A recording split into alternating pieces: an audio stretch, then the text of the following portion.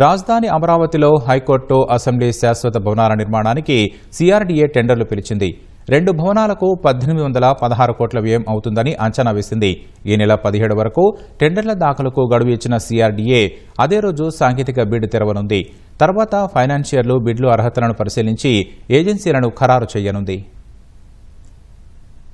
రాజధాని అమరావతి నిర్మాణంపై దృష్టి సారించిన కూటమి ప్రభుత్వం కీలక భవనాల నిర్మాణానికి మరో ముందడుగు వేసింది. హైకోర్టు అసెంబ్లీ శాశ్వత భవనాల నిర్మాణాలకు సిఆర్డీఏ టెండర్లు ఆహ్వానించింది. 768 కోట్ల రూపాయల అంచనాతో శాసనసభ, 1048 కోట్ల అంచనాతో హైకోర్టు భవనాలు నిర్మించేందుకు ఏజెన్సీల నుంచి శనివారం బిడ్లు పిలిచింది.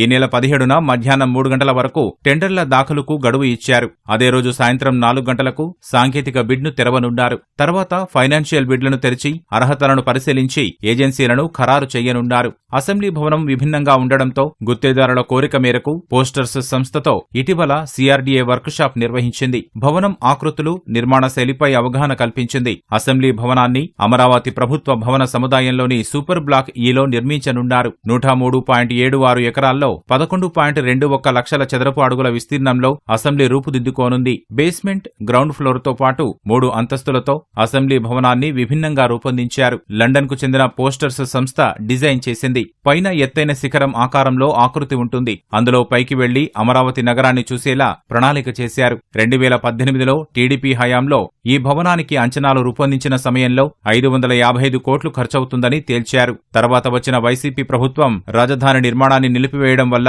అంచనా వ్యయం 768 కోట్ల రూపాయలకు చేరింది. మొదటి అంతస్తులో మంత్రుల ఛాంబర్లు, అసెంబ్లీ హాల్, కౌన్సిల్ హాలు, క్యాంటీన్లు, సెంట్రల్ హాలు, లైబ్రరీ ఉంటాయి. రెండో అంతస్తులో కమిటీల ఛాంబర్లు, సభ్యుల లాంజ్, అసెంబ్లీ, కౌన్సిల్ల హాళ్లు, శిక్షణ కేంద్రం వంటివి రానున్నాయి. మూడో అంతస్తును నగరాన్ని చూసేందుకు ఉద్దేశించారు. మరోవైపు హైకోర్టు శాశ్వత భవనాన్ని అమరావతి ప్రభుత్వ సముదాయంలోని సూపర్ బ్లాక్ ఎఫ్ లో నిర్మించనున్నారు. మొత్తం 42.36 ఎకరాల్లో 20.32 లక్షల చదరపు అడుగుల విస్తీర్ణంలో హైకోర్టు రానుంది. బేస్మెంట్, గ్రౌండ్ ఫ్లోర్ తో పాటు 7 అంతస్తులతో భవనాన్ని డిజైన్ చేశారు.